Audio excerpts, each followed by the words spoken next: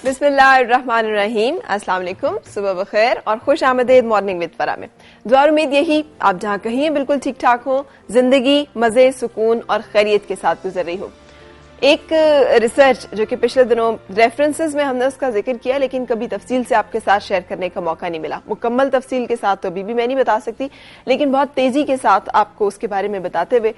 Doctor Stephen कार्लेवन एक ऐसे शख्स थे जो कि रहे हैं इसराइल में तकरीबन 3 साल। इसराइल एक ऐसा मुल्क है, हम जानते हैं, जो बहुत सारी जगहों पर आलमी फैसलात पर असरअंदाज होता है। आलमी फैसले जो हैं वो उनकी मर्जी के, उनकी मंशा के मुताबिक किए जाते हैं। वो कंट्रोल करते हैं गवर्नमेंट्स को, ना सिर्फ गवर्नमेंट्स को कंट्रोल करते हैं बल्कि ताकतवर तरीन जो इकोनॉमीज है उनको कंट्रोल करने के जरिए से और आलमी मईशत पे छाए होने की वजह से वो पूरी दुनिया की जो सियासत है और पूरी दुनिया की जो बिसात है उसको बड़ी हद तक उस पर जो सबसे कामयाब हो रहे हैं वो यहूदी ही हैं। हम ये भी जानते हैं जितने नोबेल प्राइज आज तक दिए गए, मैंने आपको एक दफा पूरी लिस्ट पढ़ के बताई थी, उनमें से मेजॉरिटी सिर्फ 2 ऐसे हैं जो कि मुसलमानों के हिस्से में आए, बाकी तमाम तर जो हैं वो यहूदियों के हिस्से में हैं। अगर हम कारोबार का देख लें तो जितने बड़े बड़े ब्रांड्स जी जितने हम सुनते हैं जो बड़े एस्टेब्लिश्ड हैं, बहुत ज्यादा कामयाब हैं, वो सब यहूदियों के हैं। तकरीबन 70% कारोबार जो है वो इनके हाथ में है, आलमी मईशत का, पूरी दुनिया का इसका मतलब है। सो ये तमाम चीजें साबित करती हैं कि वो एक कामयाब कौम है, एक कामयाब नस्ल है।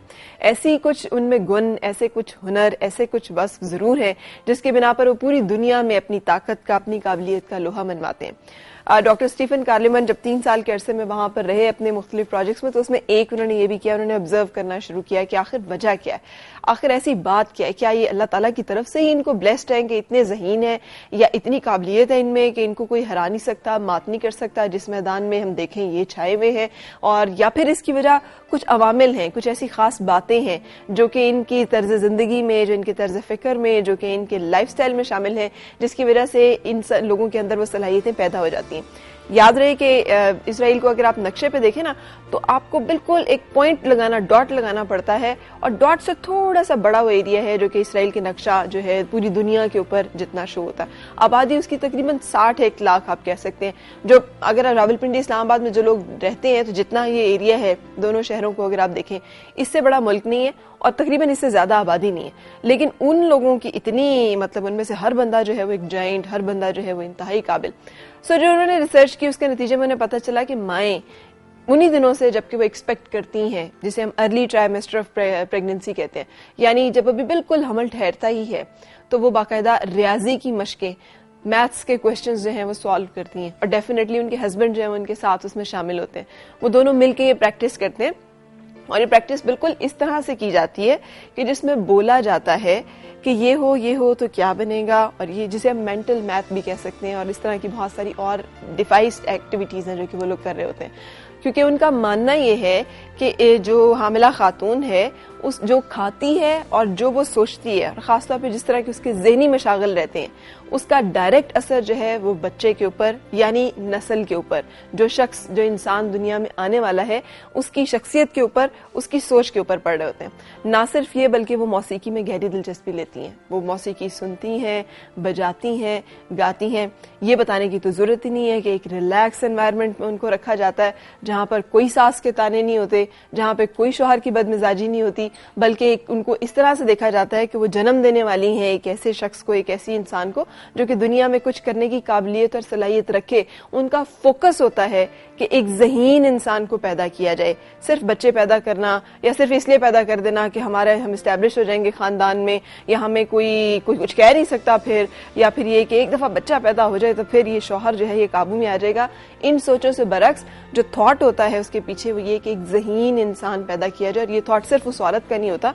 बल्कि उस पूरे खानदान का मतमय नजर जो है वो यही होता है। सो इसी को जब वो सामने रखते हैं और उनके टारगेट और उनकी सोच बिल्कुल क्लियर होती है, तो खाने पीने के ऊपर भी खास दिलचस्पी और खास तवज्जो दी जाती है। हामला खातून की खुराक जो है वहां पे ज्यादातर बादाम, दूध, और कहा जा रहा है कि मछली इसमें शामिल होती है, और ये खजूर, ये तमाम चीजें वो हैं जो कि वो बहुत शौक से अपनी खुराक में लेती हैं। दोपहर के खाने में मछली बहुत शौक से खाती हैं, क्योंकि ये भी उनकी रिसर्च जो है वो साबित करती है कि मछली जो है वो ज़हनी नशोनुमा के लिए बहुत ज्यादा जरूरी है।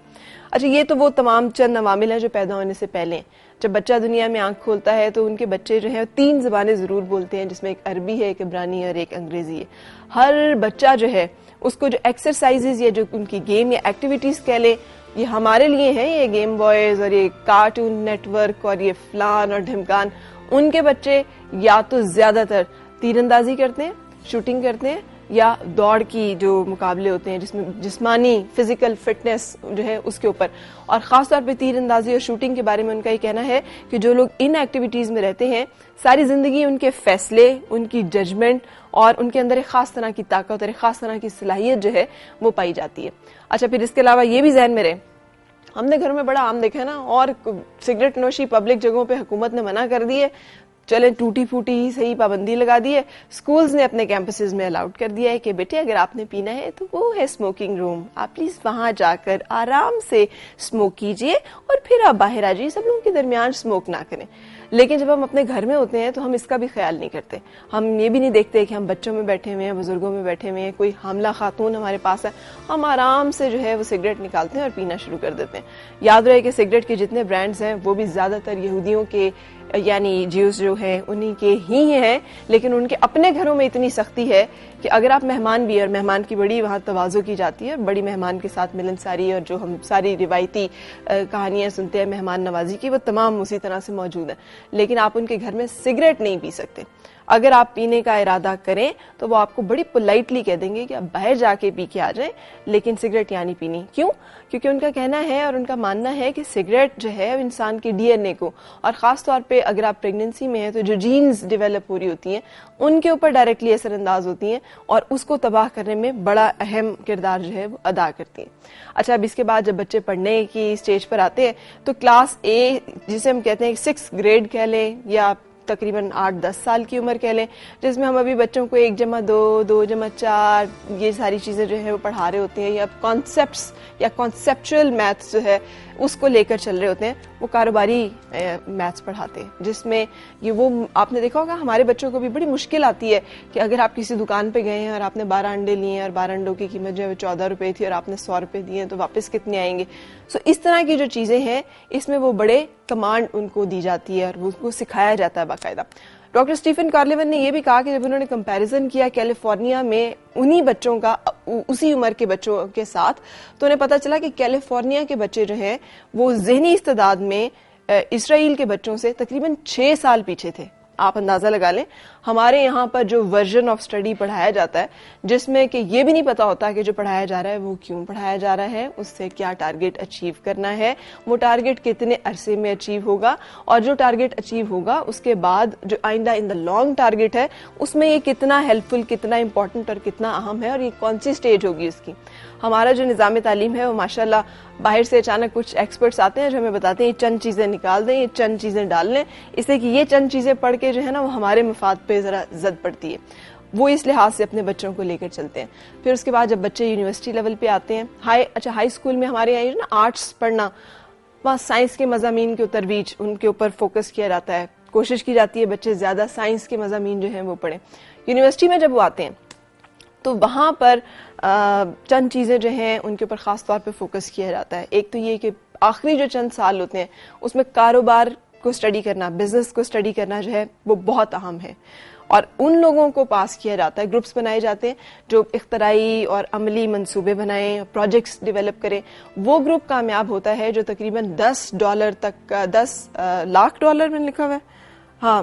$10,000 تک کا منافع جو ہے وہ کم از کم کماتا ہے. سو وہ لوگ صرف ڈگری گرانٹ کیے جاتے ہیں. ہم پھر حیران ہوتے ہیں کہ یہ لوگ کیوں دنیا کی معیشت پہ اور کاروبار پہ چاہے, جبکہ ہمارے ہاں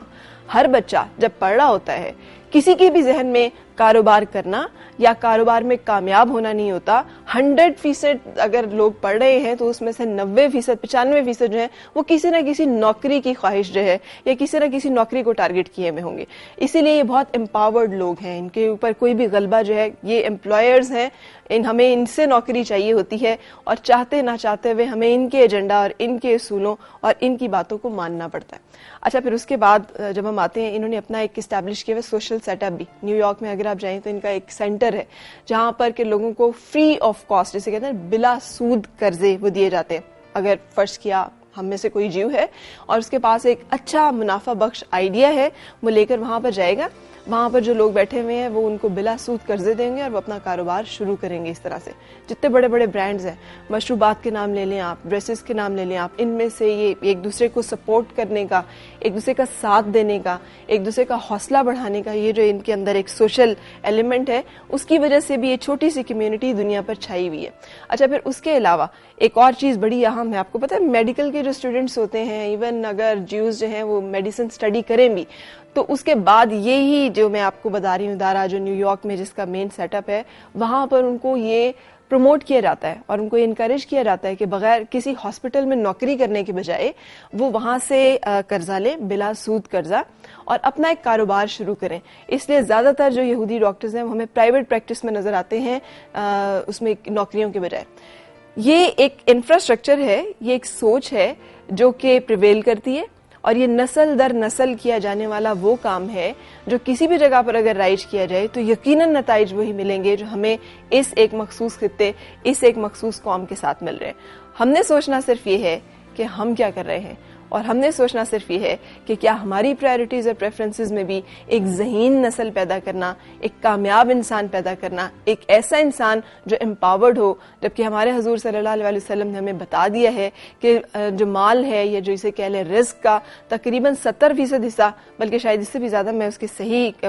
جو ہے وہ مس کر رہی ہوں اس وقت, وہ تجارت میں ہے, اور باقی جو ہے وہ پھر باقی جگہوں پہ ڈسٹریبیوٹ کر دیا گیا. ہم نوکریوں کو فوکس کرتے ہیں اور پھر ہم روتے اس بات کو ہیں کہ روزگار کے مواقع نہیں ہیں یا ان امپلائمنٹ ہو رہی ہے. سو کوشش کرنی ہے ہمیں کہ ہم ان تمام چیزوں کو اپنی زندگیوں میں شامل کریں تاکہ ہم سیکھ سکیں. بچوں کی فوڈ میں جنک فوڈ بالکل نہیں ہے. یہ جو ہم ڈفرینٹ چیزیں کھلاتے ہیں نا اپنے بچوں کو, بچے بھی وہاں بادام, دودھ, مچھلی اور اس طرح کی چیزیں جو ہیں وہ استعمال کرتے ہیں. بڑی فوکس اور کانسنٹریٹڈ ان کی براٹ اپ ہوتا ہے جس کے اوپر خاصی توجہ دی جاتی ہے.